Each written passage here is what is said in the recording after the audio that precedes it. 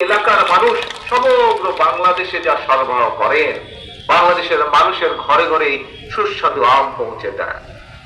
প্রিয় ভাই বোনেরা, আমাদের রাজনীতি, বিএনপির রাজনীতি আমি একটু আগেই বলেছি, উন্নয়নের রাজনীতি, উৎপাদনের রাজনীতি। বাংলাদেশের প্রত্যেকটি অঞ্চলে তার নিজস্ব সম্ভাবনা আছে। আমি, আমাদের দল বিএনপি, আমরা চাই এই যে বাংলাদেশের প্রত্যেকটি অঞ্চলের যে সম্ভাবনা আছে, সেই সম্ভাবনাগুলোকে সামনে নিয়ে আসা, সেই